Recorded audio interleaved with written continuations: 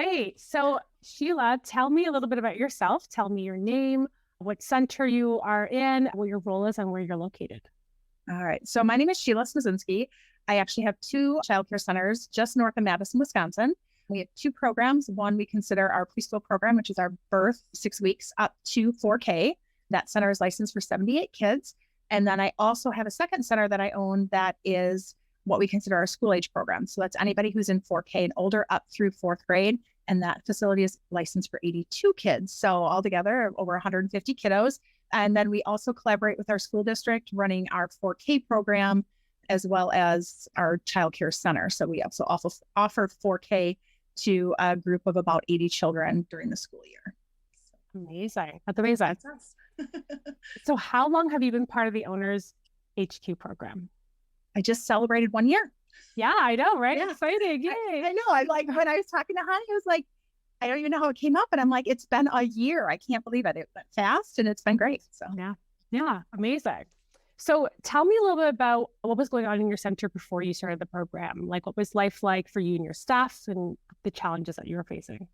You know, I've owned my center for 17 years and we've always been a high quality, excellent school. We have highly educated staff. We have compassionate staff. And then we ran into COVID. And that's really what brought me to the group. The center was running great. And then when COVID hit, I felt like I was standing in the middle of an ocean all by myself. I didn't know where to go, where to turn. I had support systems through my staff, through my two management directors. Our community came together really well, but I still felt like I was just an island. Like I didn't know where to go or where to turn. I felt really lost, super frustrated, kind of wanted to throw in the towel. To be honest, at that point, we were, a year into COVID. It wasn't going away. Staff morale was starting to slip. The restrictions put on us as far as what I felt was inhibiting or prohibiting our quality care. We weren't able to have a lot of the things in the classrooms that I felt were essential to quality care. So I just had to, I was looking for a way to just find a group of people, a place where I could share, a place to share ideas, to gather ideas from.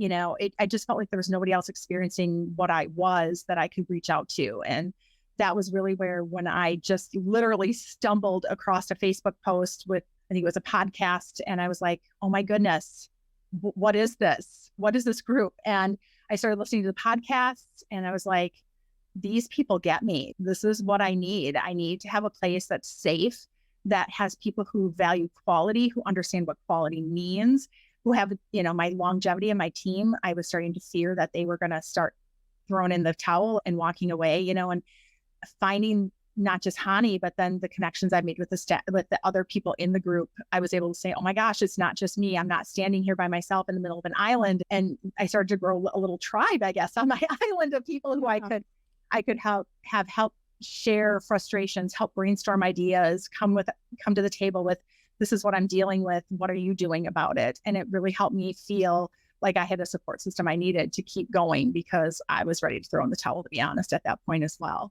Wow. That's amazing. Yeah. Was there a moment where you were like, this is the realization of this is a program for me? Or was there hesitations? Like you just were jumping on it? Or did you have any hesitations at first? The only hesitation I had is the cost. I was a little taken aback, you know what I mean? But once I realized this was the place for me, I knew I wanted to be a part of the group. I just knew this is where I wanted to be. I had tried a couple other programs and different places to go early COVID. And like I said, when I found Hani's group and just started listening to the different stories people were telling, I was like, I need to make this work. I need to figure out how this is going to fit in my budget and how I can be a part of something that's going to make me be better and almost revitalize my passion, because I had kind of lost a little bit of that, so that was really it. I had my call with Hani, and it was everything I wanted. Everything we talked about was this is the place for me. This is, I had, like I said, I flirted with a couple other programs and I just didn't feel the connection. Mm-hmm. And so when I met with her and then she threw out the dollar amount, I was a little big breath. I said, give me a couple days. And, I just made it work. I had to figure out how to make it work. And then, we talked about my directors. And once again, this is an industry that doesn't always have money to just throw away. We have to be really cognizant of our budgets. So that was kind of a cost that kind of held me back from bringing my directors on. But once again, I got to that point where it was they need to grow with me because if they're not part of the program, they're not going to grow with me. So bringing them on recently, I think has been a really good move for us. And once again, it was going back to that table and figuring out where can we make this work financially for our center, because that really was, I mean, everything else about it was, everything about being a part of this community and being a part of this group of owners was a no-brainer for me. I wanted to be a part of that. Absolutely. So you spent a whole entire year in the program and then decided to bring in your directors. You have 2 directors who are just going to start soon. So you obviously found the value. It was totally worth the cost for the value that you were getting in return. Oh, absolutely. There's no doubt about it. The personal growth that I've had, the mindset shifts I've had have made me a better leader. And I wanted to make sure my directors who, once again, they run amazing centers. They do a great job, with staffing, with all the pieces, parent interaction stuff. But there was just like that next step, like that next growth. We've taken all the classes, we've done all the continuing ed. This is something different. It's a different growth. It's not a knowledge growth as far as like, this is how you balance the books or this is how you do CPR. It's a different type of growth for me that really like changed not just who I am as a leader in my center, but also gave me an opportunity to be a better mom, a better wife. I look at things differently as a result of being in the program. So the ripple effect of it has gone into your personal life as well. Correct. It really has, even just things like, I don't take work home with me. And that means not just physically taking work home with me. I don't mentally take work home with me anymore. I learned to manage my days. I think my biggest takeaway as far as just being able to manage my life better, which is something I really needed because in the middle of COVID, I felt like everything was just spinning out of control, was that whole time management piece, the time blocking, my husband laughs at me because every Sunday I sit down with I'm old school. I have to do paper calendar, but I sit down with my book and there's some things that I keep in my phone on my Google Calendar just as reminders that'll come up because also I get a little busy with something and I'll forget, I have a meeting or I have a Zoom call, but everything gets planned out and time blocked. I give myself lots and lots of white space because my days involve a lot of justifiable interruptions. I don't want to say, I'm really good at putting my please come back at noon, and not only if the school's on fire and you just called 911 sign at my door. My staff respect that. They know that's what I call my fire time. That's where I'm working really hard to make sure our center is running at the best it can.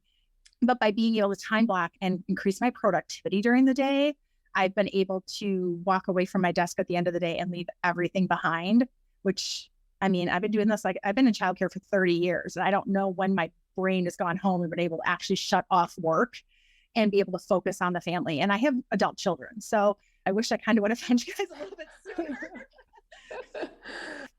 It would have been a lot better for them. Like a great childhood, but I look back at when they were younger and the time that my job mentally, even just, sitting at home, not being present for them. So it's fun. My son's in college. He's home for the summer. We call it family dinner a couple times a week. His girlfriend comes over, my daughter comes over, and we sit down and have family time. And, it's nice because even as adult children, sometimes you don't get to connect, but to be fully present and hear them and listen to them and be a part of their adult lives is really awesome. It's cool. It's that I can, be a part of what's going on with them as adults too. And it's just a whole different ballgame. But, my husband, we go for walks at night. We don't, I'm not sitting with my laptop open. We get to spend more quality time together. We're traveling, I've been able to say, okay, my center can survive without me, and I'm going to go on vacation. We go on vacation 3 times a year, and I honestly just walk away. I trust that my 2 directors, between the 2 of them, will make the right decision. And I'm able to literally just take that break that I need to come back and be the person I need to be for my team. So, wow, it's amazing. That's incredible. Yeah. I love a lot of it is just, that productivity. If I don't time block, I am literally flailing through my day. Yeah. I'll get to 3, 4 in the afternoon and be like, what did I do today? But if I time block, I walk away feeling so accomplished and so ready to start the next day, knowing that I'm ready to move on to the next tasks. It's a really great tool that I don't know if I would have came across without you guys. So thank you. Yeah, I love that. I actually would love to learn a little bit more about what you've learned in the program, how you've translated that into your center as well, like your staff. How are they learning from you? How has that relationship changed, if at all? I've always had a great staff. Yeah. And they've always, interestingly, looked at me as a role model as far as how we operate and how we handle things. I think the big thing was COVID gave me all the control. I've always trusted, like I said, my directors, they make the calls. If it's the wrong call, we'll talk about it later, but we never like throw anybody under the bus kind of thing. Yeah. But I think during COVID, because I had to make so many of the decisions that had to happen as far as protocol and just everything, it took away their ability to be able to make decisions. So as we came out of this whole COVID nonsense and rules started kind of backing off and the staff were able to make more decisions, I think that they didn't know how to anymore. Like they just didn't know what was, parents would come to them with a question. They'd just be like, I'll have to check, And so I think part of it is I've given them back their voice through the program, through listening to the podcast, through listening to the strategic advisories and how other people are handling their centers. I've been able to allow them to grow again and be able to be more confident in their position. I think is probably the biggest growth that's come out of this, because I don't think without the support system I had giving back that control, because I'm kind of a control freak. I think anybody in this position might be. Sure. So, I kind of like being able to the one that always called the shots, but, being able to step back and say, I trust you. I believe in you.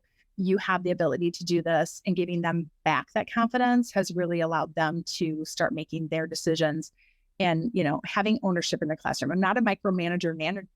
I don't micromanage as a manager. I assume everybody's going to do their job the best they can. Now, I still do classroom observations. We still have one-on-ones, and I think going back to like for them, I think the one-on-ones, that was one of the things I grabbed from Schools of Excellence. I would check in with my staff. I'd pop in the morning. We'd have a quick conversation. Oh, how are the kids? What'd you do this weekend? And, I think they felt appreciated that I took interest in their lives. But we started doing one-on-ones, and we started making them a habit and making them part of every month. We block out time on the calendar with each of my directors, and we meet with everybody one-on-one.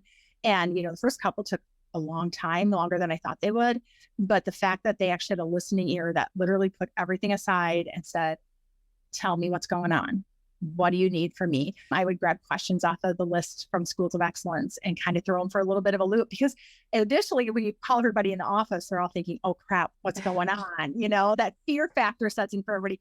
Now they know, we've been doing them for 8 months. They know when they look forward to it. They look forward to having that listening ear, and they know that they're going to get that opportunity for Angie and I, or one of us, to sit down with them and say, how's it going? What do you need? How are you thinking about this? And it gets their brains thinking, and it gets them kind of thinking a little bit more besides just the day-to-day operations of their classroom. But we've just had a huge goals and values setting kind of process. And we came up with our core values. And then I met with everybody one-on-one, and we talked about those and how those look in the classroom. What does respecting family look like in your classroom? How does that play out? What is that looking at? And that was just nice, because once we had those core values, everybody knew what the game plan was. Everybody knew how we function. I kind of always felt like we all kind of had the same values, but this was putting it out on paper and putting it out there. So now that people know like what we value, it also kind of created a more cohesive team as a result of it. But the one-on-ones have been a huge factor of giving them that listening ear. And then, like I said, giving them back the ownership that they need. And the one-on-ones were part of that as well. 1,000%. It's amazing. Incredible. Yeah. I would love to learn a little bit more about your experience with the community at the Schools of Excellence. Oh gosh. I have met so many amazing and wonderful people. We just finished the efficiency challenge, letting go efficiency. And honestly, I was hesitant to jump on. I just was like, and I got to meet an owner from Israel. Yes. Like, how cool is that? Alana is rocking it over there. We shared such great ideas. And it was just, for me, the fact that she's halfway around the world and we're sharing similar experiences. Like, who would have thought? Like, who would have even, and when would I get an opportunity to meet somebody from Israel? Like, right. That's a great thing. But I think, even people I've met through other challenges I attended the summit last March, so I got to connect face to face with people. Those relationships that I made, we still, a lot of social media, Facebooking and messaging back and forth, just saying, hey, this is what I'm dealing with, and you just get that love back that says, you're not the only one. Here's what I've done to do it. I don't have to be the one that comes up with all the solutions. I don't have to be the one that comes up with how are we going to deal with this, because there's this whole group of amazing people who have ideas I've never even thought of, and being able to throw that out safely, which I think for me was a big thing, like kind of a reserved person. I don't like to put myself out there a lot, but knowing that there was safety in the group as well, that it was not someplace where anybody was going to be like, oh my God, I can't believe you had to deal with it. And granted, we do say that sometimes, like, oh my gosh, I can't believe that parent said that. But it's that love back that helps you grow as an individual. You know, I've done hot seats with Sharon, who's made me think quickly about like, oh yeah, that would work, you know, or I'll check back in with you after I try that, you know. So there's accountability as well, which Lord knows, you know, as the owner, accountability can go out the window at any point. You know, you really have nobody holding you accountable but yourself.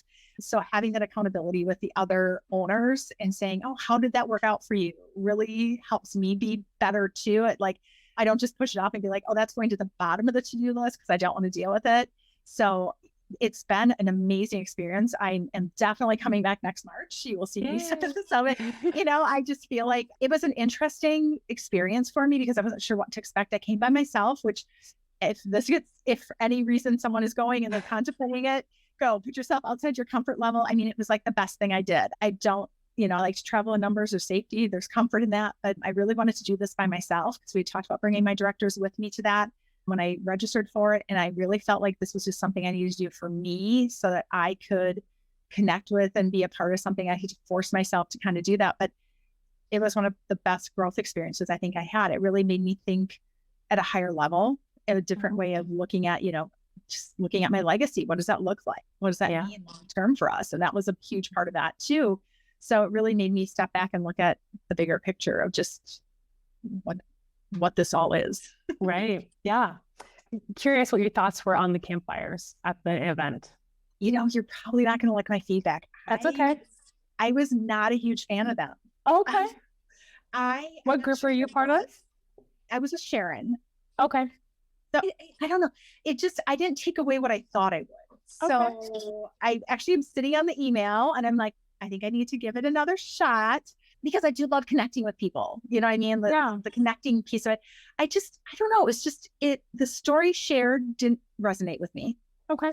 Yeah. So that was a little tricky for me. I felt kind of like an odd man out there. I don't know, which was weird because I didn't feel that way overall. And I did talk to Hani about this a little bit when we met after we had our one-on-one afterwards. It was a little, I don't know, like we were supposed to pair up afterwards and I just was kind of standing there by myself and I tried to like pair up with people and it just kind of was like, I mean, I had one person who said, no, I want to be with this person. Like, it was just like really like, and I know they didn't mean it to be, but like, I felt like that high school girl standing there going, what? That's okay. I did end up with, I think his name's Ryan Daberson and then another lady. And, you know, I'm really honest. For me, I'm in a little bit different time in my life than a lot of people that are filming. For me, I'm looking at what's my exit plan? What is that going to look like? Sure. So a lot of the people I was with, you know, we were talking about, you know, growth and buying more centers and those type of things. So that was it was hard for me. Yeah.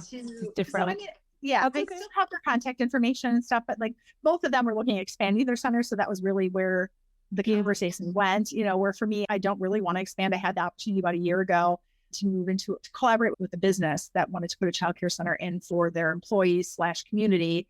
And I actually walked away from it and said, no, I don't think I want to grow right now. I just want to, I want to kind of figure out the other direction.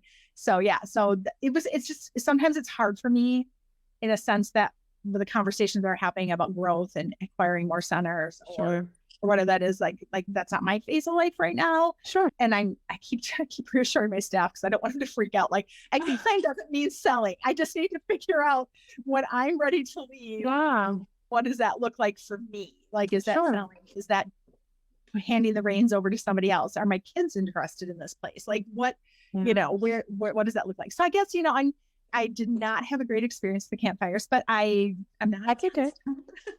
No, I think that it's kind of very interesting because for me, it's really good feedback because it does really matter where people are in the season of life, where they are in the season of just, you know, ownership of their centers, because it does change how you guys interact and what you guys are acting on, right? So, I mean, all, you know, feedback is still good feedback in the end, right? Because I think in the end, like maybe you had a poor experience just because they were not connecting with you the same way. But if it had been somebody that was, it could have been a completely different. Yeah.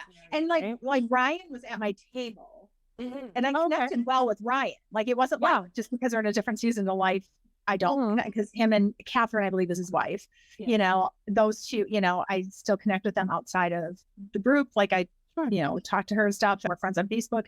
So I don't feel like there was a disconnect being with them, but there were a couple other people that were at my table who I felt like we were kind of in a similar place. I don't think they're part of the group anymore, or they were kind of looking at it. But now one is Diane Sanchez. Okay. Yeah. Yeah. So I don't think she's part of the group right now. No, not yet. But her and I connected really well. I've actually run across her in like some of Beth's stuff, Beth Cannon's trainings and stuff. And there was a Sylvia, I can't remember her last name. Valdez. Yes. Yeah. And like she's kind of in the same circle of life as I was. She was leaving the conference and she was heading to go look at retirement homes in Florida, So, wow. Yeah. So I did connect with people. I thought it was a great experience to go to the summit, but awesome. That particular, everything else was amazing. I can't say one bad word about anything. I mean, overall, even the campfire review, that wasn't like the greatest thing for me. I still thought it was a good group. Yeah. I really, the mimes, not the mimes, yeah, I can't think of the name. Yeah, without talking. Oh my God, that was the best. Like I was so outside my comfort level that I was like, I do not want to do this. And by the time it was done, I absolutely thought it was the most hysterical thing I've ever been a part of. So. Oh, totally. Yeah, I'm right.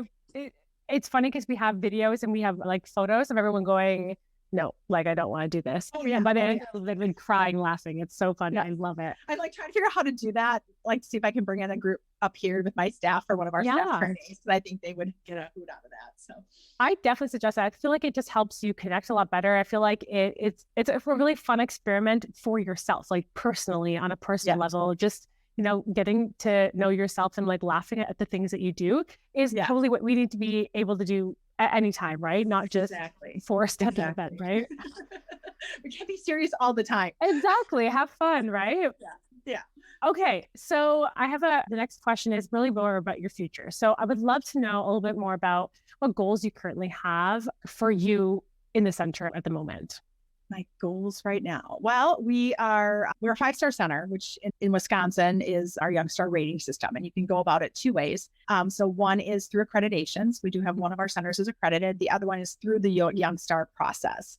So it's a whole binder full of criteria similar to accreditation, but it's done via our state. So both centers are up for renewal this fall. So that's our biggest focus as far as just business operations go, is getting both centers reevaluated and into 5 stars. So there's a lot of mindset work with our staff. We have great longevity with our staff, but we've recently seen some turnover. And not turnover because people are unhappy, but turnover because one of my staff went to go be a minister. One of my staff went to go be her assistant minister. Like just like crazy, like great growth opportunities for my staff. One of the things I truly believe in is supporting my staff in their education. So here in Wisconsin, we have what we call Teach Scholarships. And Teach Scholarships offer staff who are part of a childcare center to go back to school and get their associate's degree in early childhood and then a 4-year degree in elementary ed or 4K.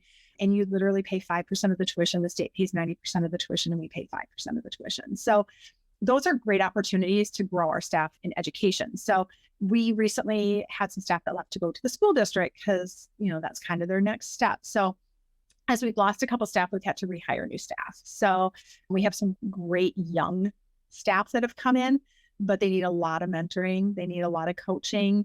So I think my new goal is like everybody was talking about, it's the wishing well way. It's the way we do things. It's that culture that we've built over the years, redefining and reacclimating staff to that. Because I think, once again, I hate to bring back COVID, but that kind of dampened our culture here.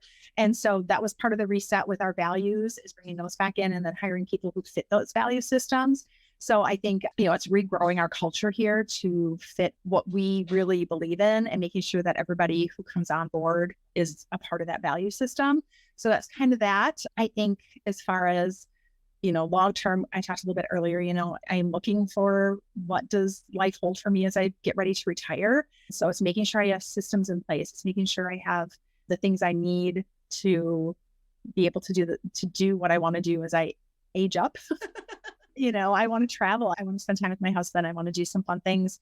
I don't want to just die working. So I need to find that balance. And Schools of Excellence has helped me, as I've spoken, find that as far as being able to walk away from my job and be able to focus on family at the end of the day, or to take vacations and do things. But, for me, it's making sure my managers, my 2 directors are leading the way that I would lead. And that's why we brought them into the Circus Schools of Excellence, is so that they share that, so that, when they take over the full reins, I can know that they're doing it the way I want them to. So I don't know. Yeah. No, I love it. Is there any other way that we haven't spoken about that Schools of Excellence has added value to you, your life, or your center? Sure there is. That's okay. If not, no worries. It's been just overall such a huge growth experience for me to like kind of nitpick it into those pieces. That's okay.